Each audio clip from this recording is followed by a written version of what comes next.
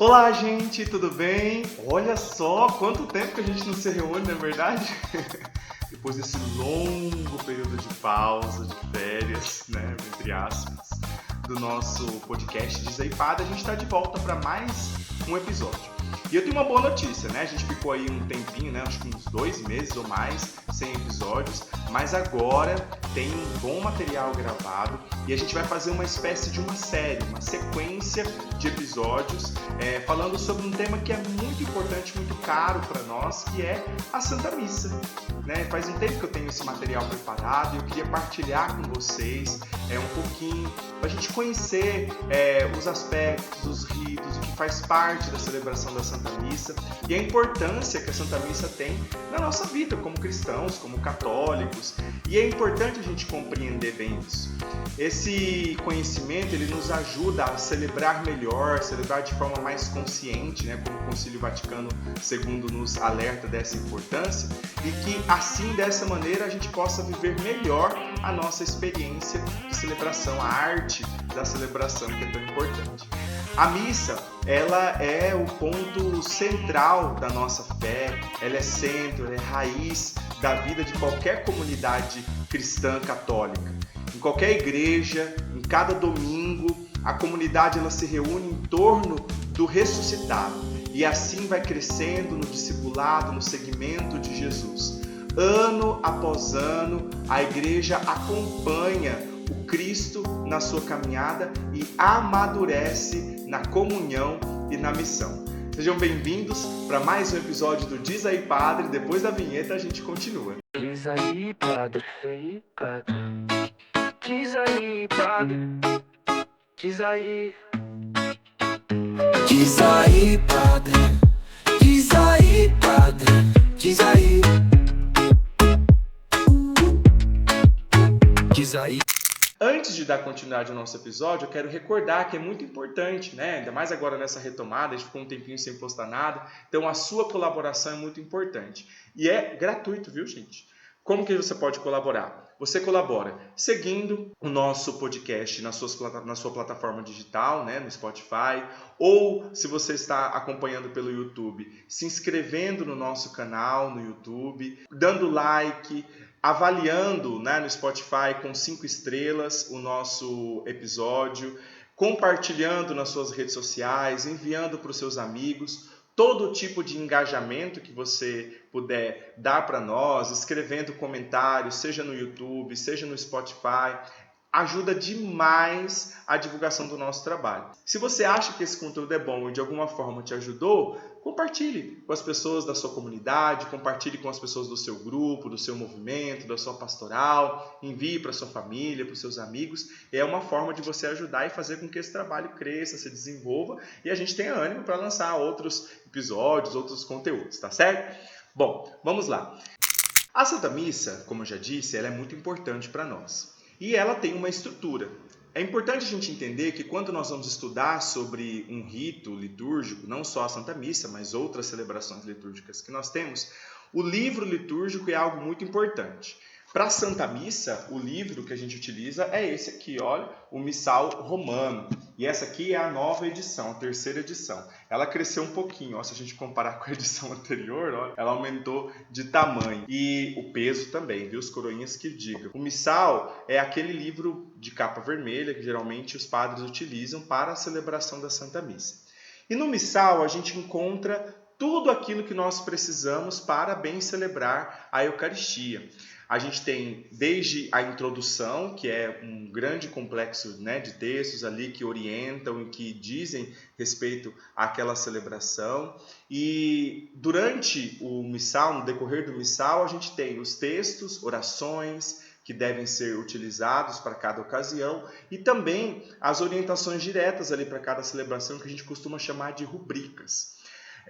Num jeito muito simples de dizer, a gente costumava brincar, né? Que celebrar a missa não é tão difícil. É só dizer o que está em preto e fazer o que está em vermelho, né? Porque as rubricas estão escritas em letra vermelha e os textos em letras pretas. Mas, claro, nem tudo se reduz dessa maneira, né? É importante o estudo, é importante o conhecimento. Bom, a Santa Missa, ela tem algumas estruturas maiores, que a gente chama de partes, né, os ritos principais da Santa Missa. Então a gente tem um primeiro bloco, que são os ritos iniciais ou ritos de acolhida. Depois, a gente tem o primeiro grande bloco, que é a liturgia da palavra. E depois a gente tem a liturgia eucarística, que é a parte onde acontece a consagração. E por fim, a última parte, o último bloco, que são os ritos finais ou ritos de envio e missão. Não vou falar tudo hoje nesse episódio, por isso eu disse, a gente vai ter uma espécie de uma série onde nós vamos trabalhando partes por partes dessa celebração, devagarzinho, sem pressa, e eu convido você a acompanhar. Começando, né, entender assim, antes de entrar nessas partes por partes, é importante alguns lembretes gerais assim em relação à Santa Missa. Bom, primeiro, entender que a gente tem missas que acontecem aos domingos e missas que acontecem durante a semana. As missas dominicais, elas são muito importantes. Inclusive, a gente costuma dizer que elas são missas de preceito, né? A gente deve se esforçar ao máximo para participar das missas ao domingo. Porque o domingo é como se fosse uma Páscoa que acontece todas as semanas. É a renovação semanal do mistério pascal de Cristo. Então, é o dia do Senhor, o dia que a comunidade se reúne para celebrar. Então, é muito importante que o cristão católico se entenda nesse compromisso, né? Nessa missão de participar sempre das missas aos domingos. Não que as missas durante a semana não tenham a sua importância, também são importantes, mas principalmente as missas dominicais ou missas de festas, de solenidades, são missas essenciais para a nossa caminhada como comunidade. Quando a gente vai pensar na liturgia, na celebração, tem duas coisas que são arriscadas, perigosas. Isso serve principalmente para as equipes, né, para os sacerdotes e para as equipes que preparam as liturgias, e que a gente deve evitar.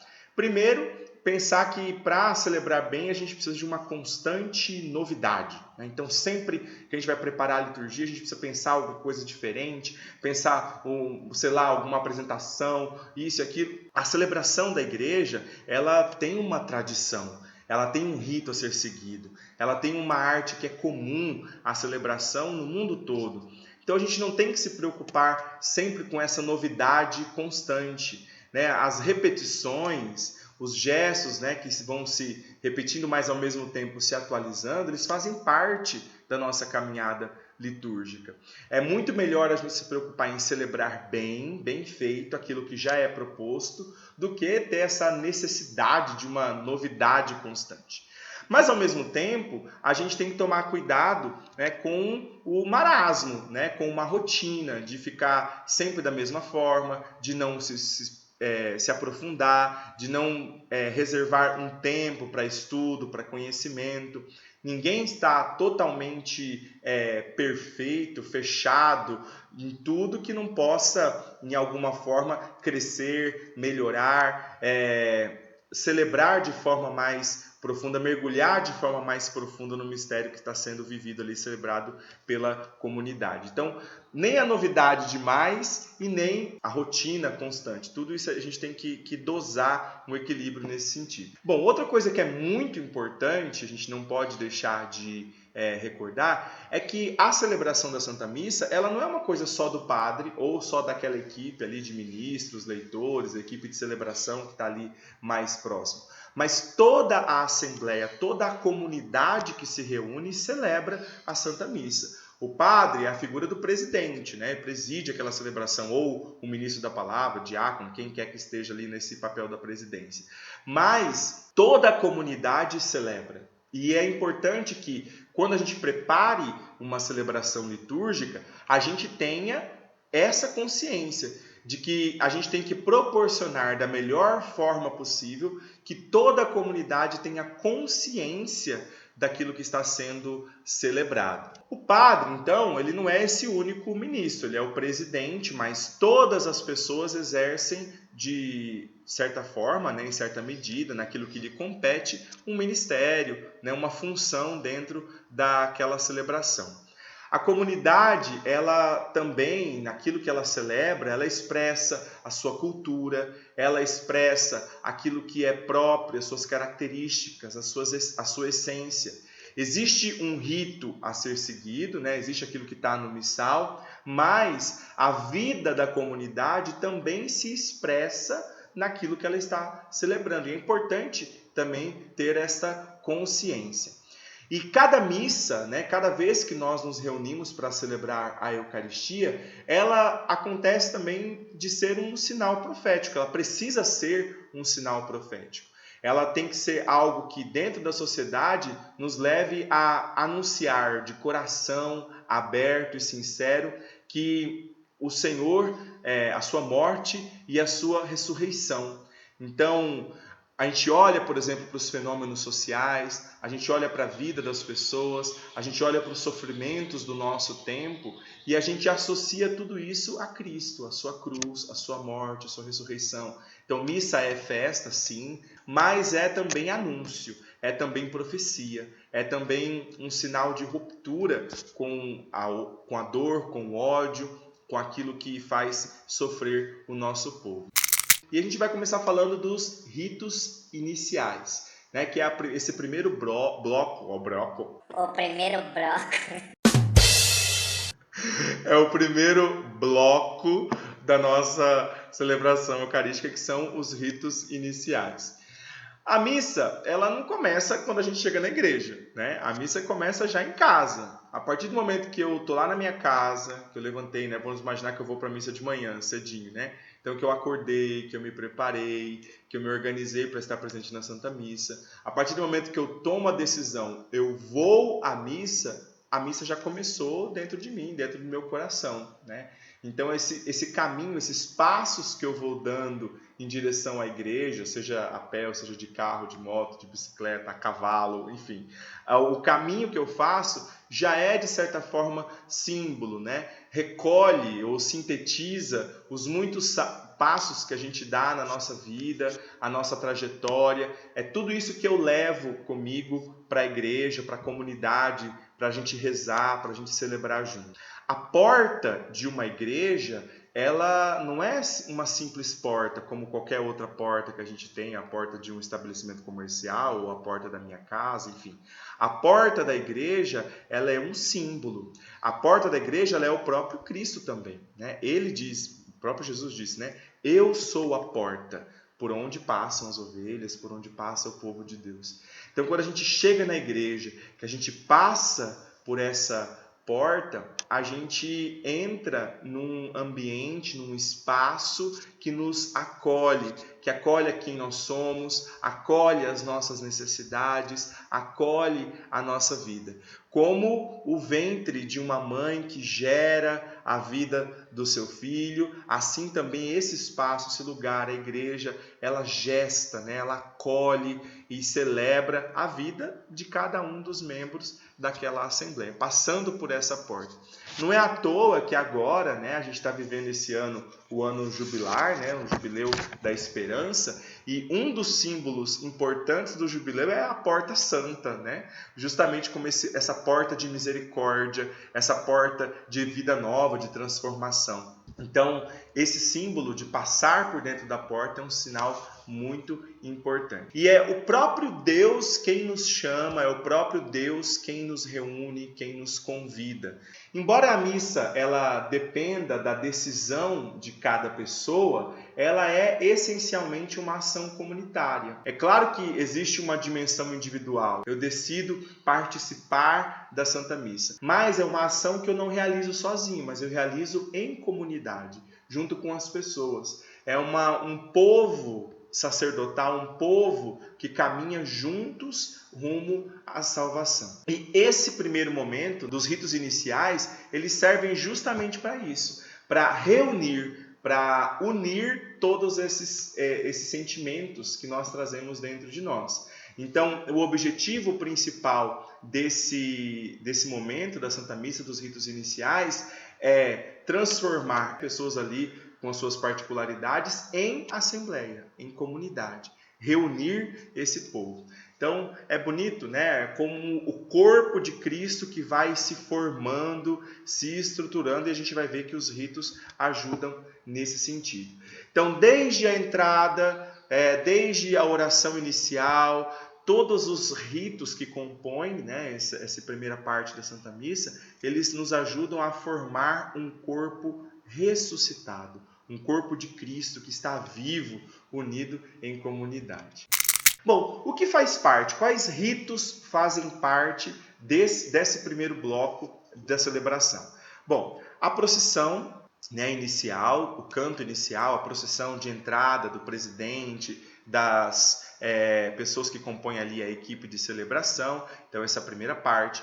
Quando o sacerdote chega perto do altar, o beijo que ele dá no altar. Quando é uma celebração mais solene, a incensação, né? Então, que o sacerdote faz, incensa o altar, incensa o presbitério. Também a saudação do presidente, então geralmente inicia com o sinal da cruz, depois o presidente faz uma saudação à assembleia. A recordação da vida, como a gente costumava dizer antigamente, um comentário, né? Depois eu vou falar mais sobre isso. Os ritos penitenciais, né? Seja ele o confesso ou as várias formas, né, que a gente tem de rito penitencial, ou mesmo uma aspersão com água benta, o Kyrie. O hino de louvor, o Glória, quando é domingo ou quando são celebrações solenes.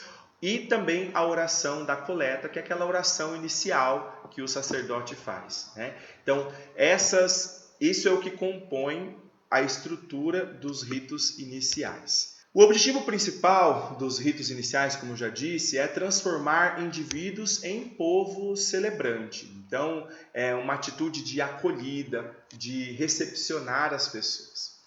Antes da missa, o ideal é que a comunidade procure valorizar o silêncio, né? O recolhimento. Então, a gente chega na igreja, a gente vai fazer a nossa oração pessoal, vai ajoelhar um pouquinho ali, quem quer, quem pode, mas ter um momento de preparação interior, espiritual, para bem celebrar. Algumas comunidades, por exemplo, aqui na minha paróquia é assim, né? A gente canta geralmente um mantra, um refrão meditativo, que ajuda a proporcionar esse silêncio, esse recolhimento, antes de iniciarmos a celebração.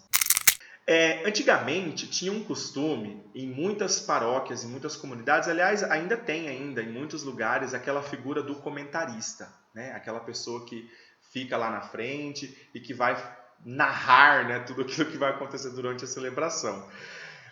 Hoje, aqui na nossa diocese, por exemplo, já não existe mais. A maioria das paróquias não tem mais essa figura do comentarista. Né? Por quê?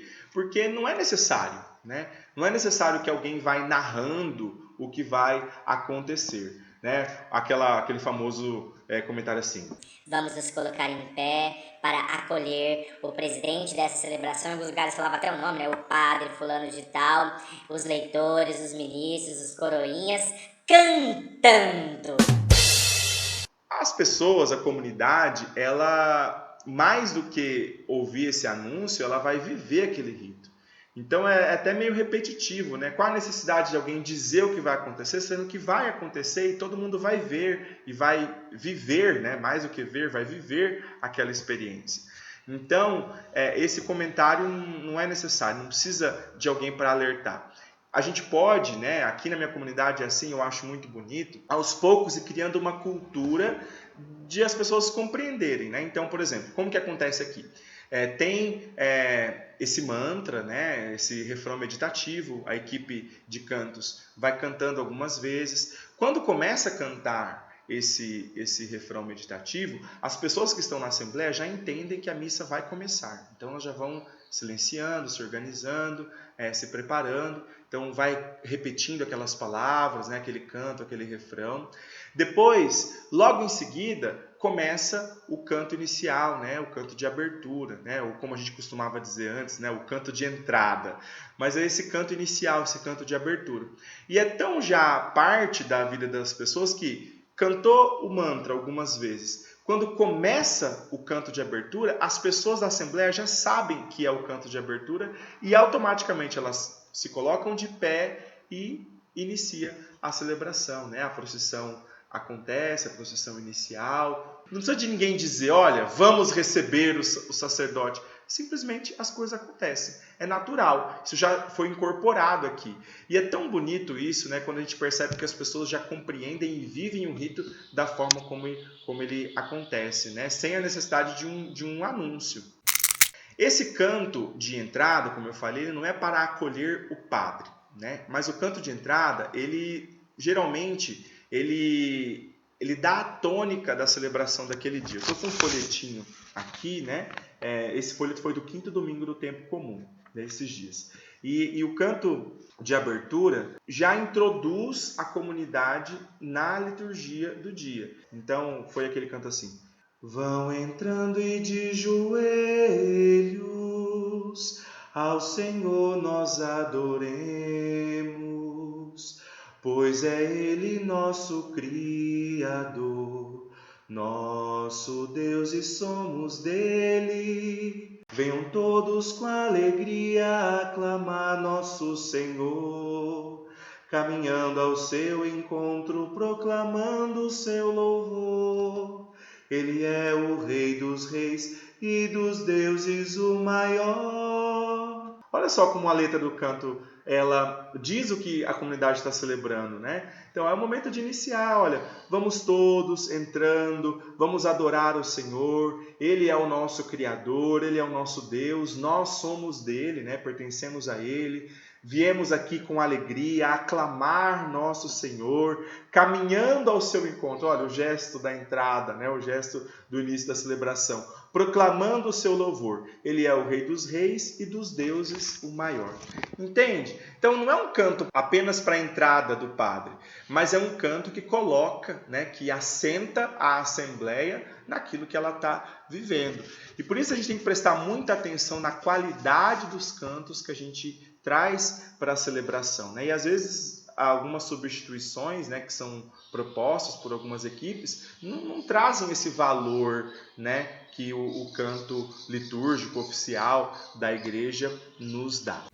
Logo em seguida, o padre faz então o beijo do altar. Esse beijo, ele é bastante significativo, né? Não é um gesto simples, porque o altar, né, aquela mesa que a gente celebra a Eucaristia, ela é um símbolo forte da presença de Cristo. Então, quando o padre ele se aproxima do altar e ele beija o altar, é um gesto de intimidade, né, do sacerdote com o próprio Cristo. A cadeira, né, geralmente o padre beija o altar, depois ele se dirige até a cadeira, o lugar, né, ali a sédia, né, como a gente costuma dizer, que é aquela cadeira do padre, a cadeira da presidência. Essa cadeira, ela também é um lugar de honra, mas um lugar de responsabilidade, né? E a cadeira também remete a Cristo, né?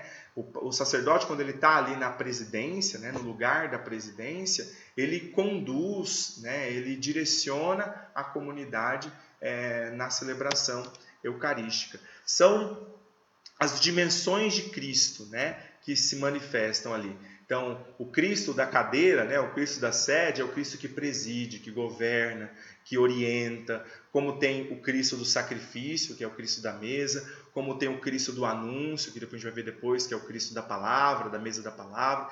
Então, essas presenças de Cristo, elas vão se revelando também no espaço que compõe ali a celebração. E algumas coisas diferentes aconteceram, né, são mudanças que a gente tem nesses ritos iniciais a partir dessa terceira edição do Missal Romano.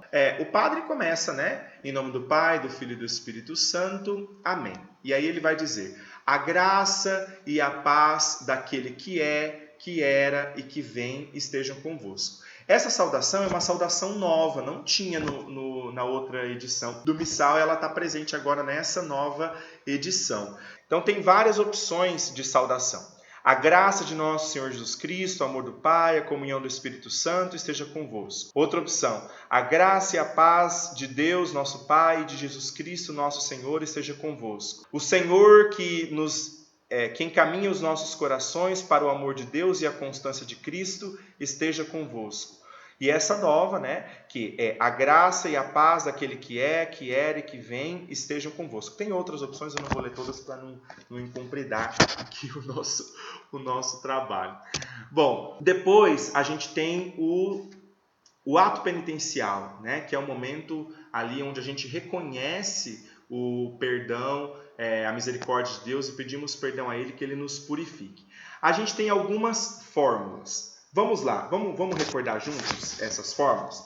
A primeira fórmula que nós temos é aquela fórmula tradicional, que é a oração do confesso.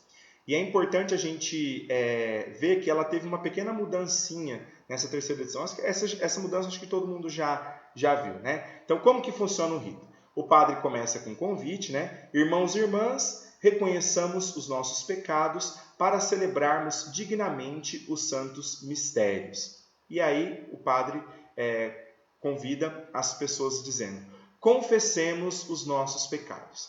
E aí a comunidade junta, né? Reza.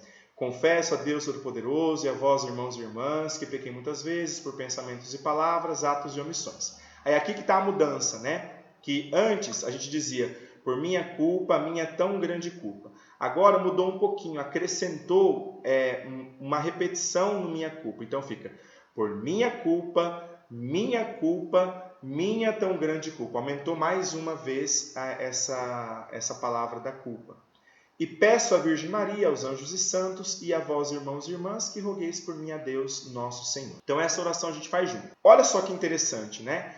Essa oração ela é acompanhada de um gesto. Quando a gente diz, por minha culpa, minha tão grande culpa, a gente tem um gesto de bater no peito, né? 3 vezes. Então antes a gente batia 2, agora como repete 3 vezes, a gente bate 3 vezes no peito. Esse aspecto é interessante por quê? Porque na liturgia a gente tem palavras e a gente tem gestos. E os gestos, eles, né, que estão presentes, eles são acompanhados dessas palavras. Então, quem faz o gesto na liturgia é quem diz a palavra. No caso dessa oração, toda a assembleia diz essa oração junto, né? Todo o povo vai dizer essa oração junto. E como é todo o povo que diz a oração, então todo o povo faz o gesto.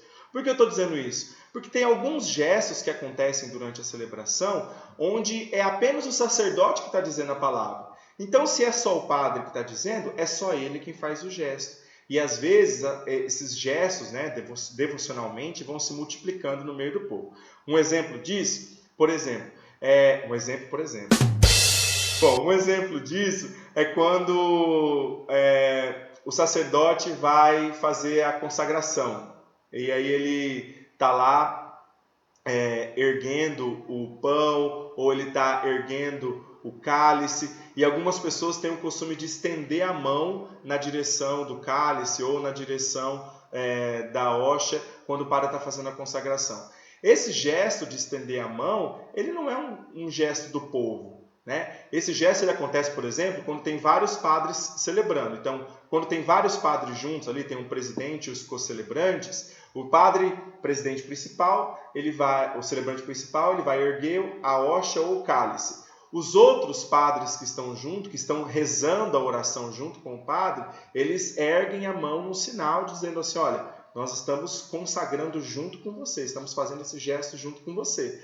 Mas por quê? Todos eles ali estão rezando aquela oração. Então, eles dizem as palavras e fazem o gesto. A Assembleia reza a oração da consagração? Não. Essas palavras da consagração não são palavras da Assembleia. Então, se a Assembleia não diz, a Assembleia não faz o gesto. Então, a gente não tem que erguer a mão, por exemplo, nessa hora da consagração. Nessa hora aqui do ato penitencial, sim. Por quê? Porque todos nós estamos rezando. Então, se a gente reza, a gente faz o gesto. Olha que interessante. Guardem isso que isso vai aparecer em outros momentos durante a celebração. E aí, depois o padre faz a absolvição e logo em seguida, pode ser cantado, pode ser rezado, faz o que a gente chama de Kyrie, né? Que é o Senhor tem de piedade de nós, Cristo tem de piedade de nós, Senhor tem de piedade de nós.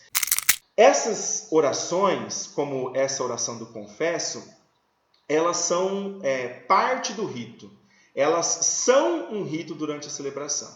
Então, a gente pode fazer o confesso rezado ou a gente pode fazer o confesso cantado. Se a equipe de cantos for cantar o confesso, ela tem que escolher uma versão cantada do confesso que não pode mudar nenhuma palavra da oração, nem acrescentar e nem suprimir palavras. tem que cantar exatamente o que está escrito no missal. Confesso a Deus Todo-Poderoso, a vós, irmãos e irmãs, que pequei muitas vezes por pensamentos e palavras, atos e omissões, por minha culpa, minha tão grande culpa. Então a gente vai procurar um canto, uma melodia, existem várias, que vão cantar exatamente essas palavras. Eu não tenho autonomia para mudar isso, porque faz parte do rito, é um rito, né, essa oração.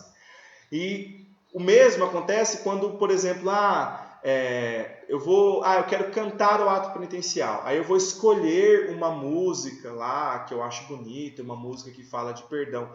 Mas se essa música não faz parte, ela não é uma letra que está aqui presente no missal, ela não é litúrgica, ela não pode ser cantada durante a liturgia. A gente só pode usar nesse momento, principalmente do ato penitencial e outras partes fixas da missa, cantos que cantem exatamente as letras do missal. A gente tem muitas opções.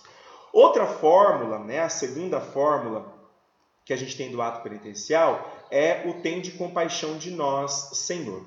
Então o padre começa lá, mesma coisa, faz o convite de coração contrito e humilde, aproximemo-nos do Deus justo e santo para que tenha piedade de nós, pecadores. Aí é um diálogo, que faz entre o sacerdote e a assembleia. Então o padre diz: tende compaixão de nós, Senhor. E o povo responde: porque somos pecadores. O padre diz: manifestai, Senhor, a vossa misericórdia. E o povo responde: e dai-nos a vossa salvação. Deus Todo-Poderoso, tenha compaixão de nós, perdoe os nossos pecados e nos conduz à vida eterna. E aí, da mesma forma, depois canta-se o Kyrie, Então o padre vai conduzir, ou a equipe de canto: Senhor, tem de piedade de nós, Cristo, tem de piedade de nós, Senhor, tem de piedade de nós. E a terceira fórmula, ela é diferente, Então o padre vai fazer um convite ali: irmãos e irmãs, reconhecemos os nossos pecados para celebrarmos dignamente os santos mistérios. E aí, essa fórmula, o Kyrie, que é esse Senhor tem de piedade de nós, Cristo tem de piedade de nós, Senhor tem de piedade de nós, já está inserido no rito, que é quando o padre vai fazendo 3 invocações. Então aqui é a principal, a primeira está dizendo o padre: Senhor que vieste salvar os corações arrependidos, tem de piedade de nós. A Assembleia responde: Senhor, tem de piedade de nós. Padre: Cristo que vieste chamar os pecadores, tem de piedade de nós. Cristo tem de piedade de nós. Senhor, que intercedeis por nós junto do Pai, tem de piedade de nós. Senhor, tem de piedade de nós. Essas 3 invocações, o povo responde e o padre dá absolvição. Nesse caso, não precisa cantar depois o Kyrie, Por quê? Porque já está inserido durante o rito. Essas invocações podem ser cantadas, Inclusive essa é bem conhecida: Senhor que vier salvar os corações arrependidos. Vocês já devem ter escutado várias versões dela cantada. Além dessa, tem inúmeras outras, Então, olha, eu não vou ler todas, porque são muitas, mas para o tempo comum nós temos 5 opções de invocações. Para o tempo do advento nós temos mais 3 opções. Para o tempo do Natal nós temos 2 opções. Para o tempo da Quaresma nós temos 3 opções. Para o tempo da Páscoa nós temos 5 opções de invocações. Então percebe que tem muitas opções. O padre pode fazer rezado ou a equipe pode cantar. Muitas dessas opções aqui de invocações já foram musicadas, tem versões cantadas delas. Então as equipes vão procurar e vão escolher uma melodia e vão cantar o que está escrito no missal. Isso é muito importante. Ai, padre, mas eu acho tão bonito aquele canto: como a ovelha perdida. Gente, não dá. Esse canto não tem no missal. É lindo? É lindo, é uma melodia muito bonita. Mas não tem no missal, não é litúrgico. Como é que é aquele gente? Eu odeio. Perdão, Senhor, tantos erros cometi. Além de ser estranhíssima a letra desse canto, porque fala que a gente é pequeno e sem valor, não é bem assim, não está no missal, Então não dá. Nem tudo que fala de perdão e piedade é para cantar. Pronto, acabou, fica essa dica, tá bom? Antigamente, a gente costumava chamar de oração do dia, aquele primeiro oremos que o padre faz na celebração da Santa Missa. Hoje, o missal novo, ele traz um outro nome, que já existia, na verdade, mas agora ficou como o nome oficial, que é oração coleta. E por que essa oração tem esse nome? Eu confesso que antes eu achava, e eu cheguei até a ensinar isso em alguns cursos, perdão, minha culpa, minha máxima culpa, mas enfim, foi a forma como eu aprendi, que ela chamava coleta porque ela coletava as orações da Assembleia. E não é bem isso, né? Essa oração se chama coleta porque ela faz parte de uma tradição, de uma coleção de orações. Então, a coleção de orações da igreja que a gente utiliza. Isso é muito antigo. Isso existe na tradição da igreja há muito tempo, essa coleção de orações. Claro que ao longo dos anos ela foi sendo ampliada. Então, por isso que ela vem, esse nome coleta, vem de coleção de orações.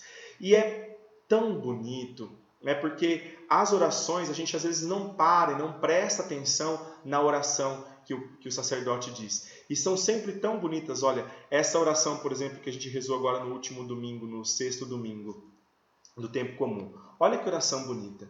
Ó Deus, que prometeis permanecer nos corações retos e sinceros, concedei-nos, por vossa graça, viver de tal maneira que possais habitar em nós.